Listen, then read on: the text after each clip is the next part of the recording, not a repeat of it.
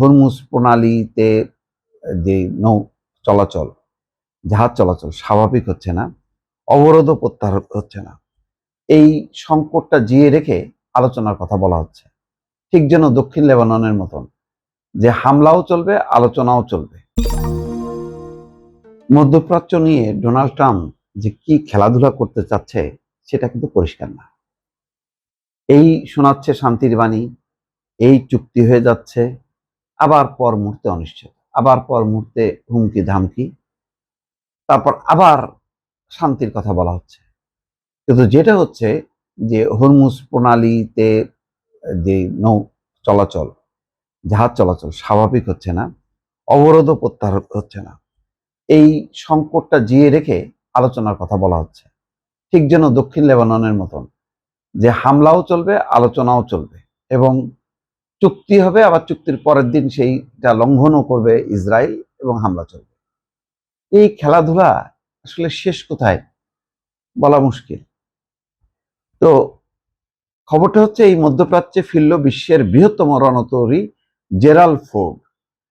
যাচ্ছে আরো একটা, মানে দুইটা মোতায়েন আছে, একটা চলে গেছিল,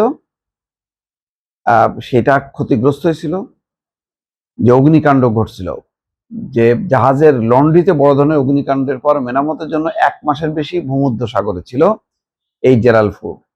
ওই অগ্নিকাণ্ডের ফলে জাহাজের 600 নৌসেনার ঘুমানোর জায়গা ক্ষতিগ্রস্ত হয়েছিল।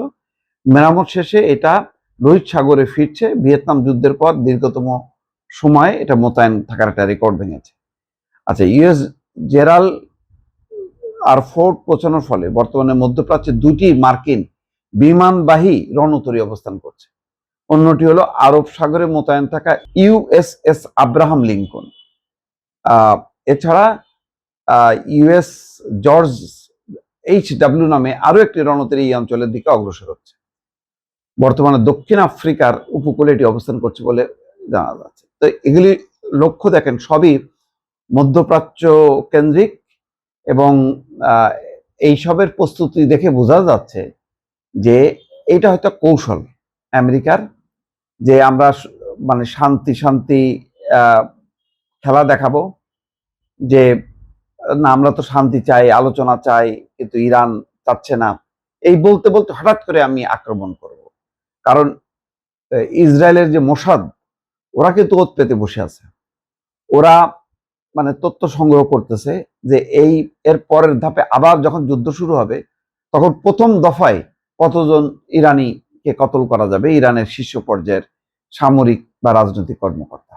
মধ্যপ্রাচ্যের এই শান্তির জন্য যারা এখন আলোচনা করছে, অন ফাইন মর্নিং দেখা গেল যে সেই বাঘরি স্পিকার থেকে শুরু করে আব্বাস আরাকচি, পেজেশকিয়ান, এমনকি মুস্তফা খামেনি, এখন যিনি সর্বোচ্চ ধর্মীয় নেতা, নাই করে দিল।